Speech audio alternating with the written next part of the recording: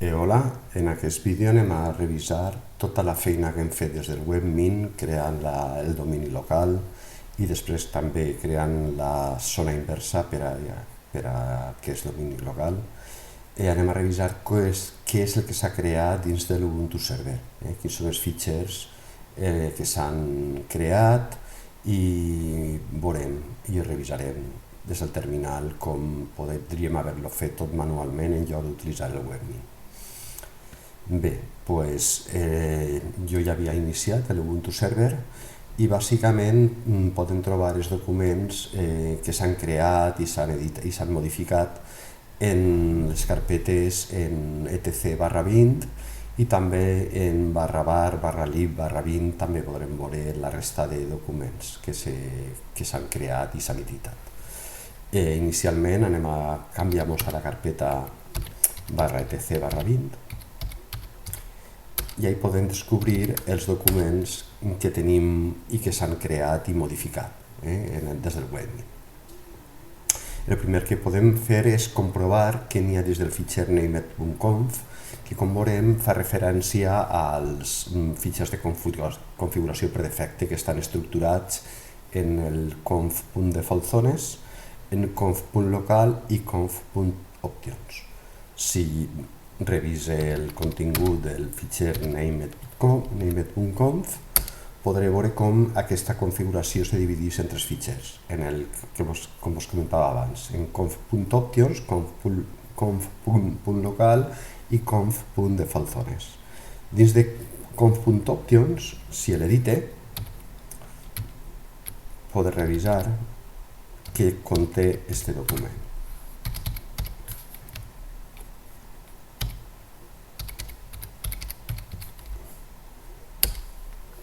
Bé, així bàsicament el que hem definit són, diríem, els forwarders o reemissors.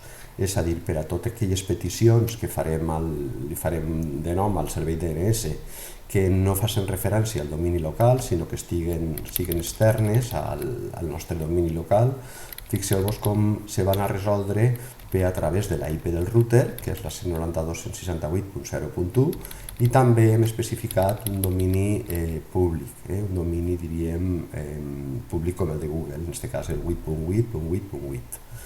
Això és la configuració, el que conté el document named.conf.options. Si vera també o revise el que tinc en defaultZones,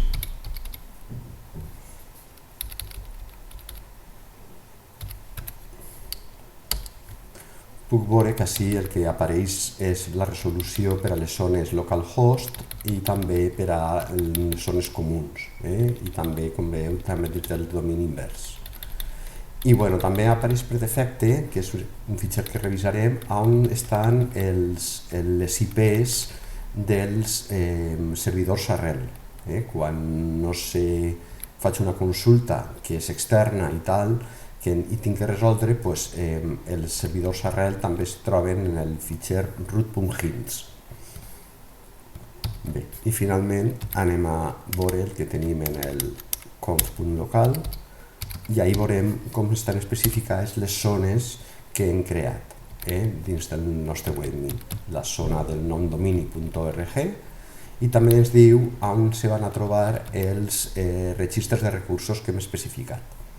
I també, com veieu, apareix la zona inversa referenciada i també on vaig a trobar els registres de recursos que hem posat per a la zona inversa. És a dir, així tenim especificat els registres de recursos per al nom del domini i també és el registre de recursos per a la zona inversa. Bé, el primer que vaig a fer, per exemple, és revisar què trobe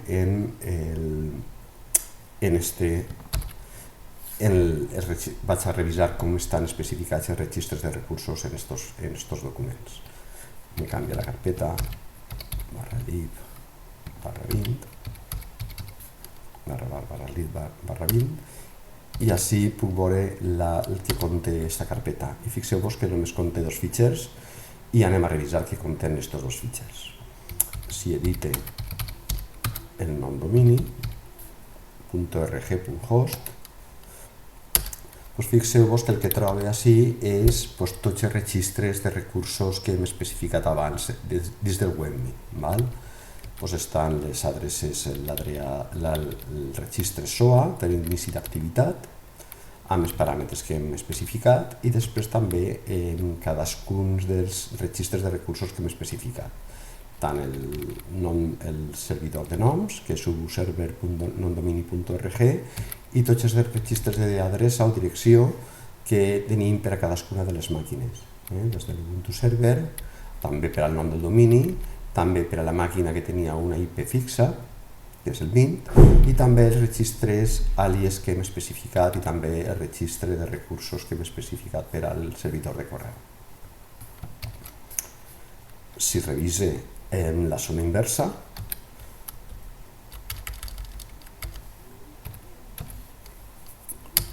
així fixeu-vos que també apareix el registre d'inici d'activitat per a la zona inversa i també un registre del servidor de noms per a la màquina Ubuntu Server i després les dues adreces inverses que me resolen tant la màquina Ubuntu Server com la màquina Mint.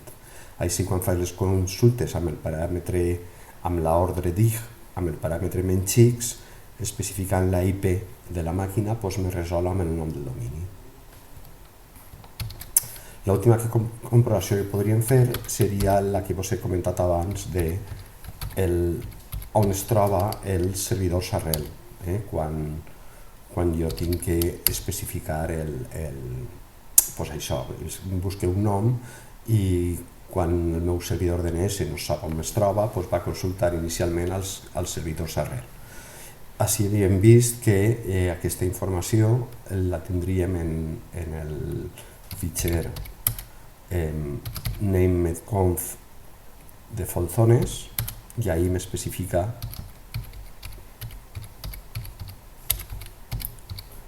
el fitxer on se contenen la informació dels servidors arrel. Fixeu-vos que està en /ucr, /share, /dns i el fitxer que tinc que consultar és root.hints. Si canvia aquesta carpeta,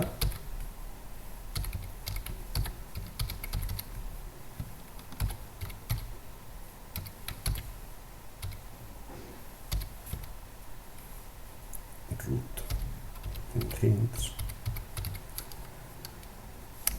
canvio primer de la carpeta i després així sí que li vaig a fer és editar el fitxer root.hints per a veure que efectivament fixeu-vos com conté els servidors arrel, dirien que són globals a tot internet. El servidor A, el B, el C, fins el H. El que siguerà l'últim, el J, el K, com veieu, tinc especificats una sèrie de servidors amb les seues IPs. Bé, este era un poc el vídeo per a que veureu com també podríem crear la zona directa, la zona inversa, des del terminal, editant aquests fitxers que acabem de comprovar. I res, ja ens veurem al pròxim vídeo.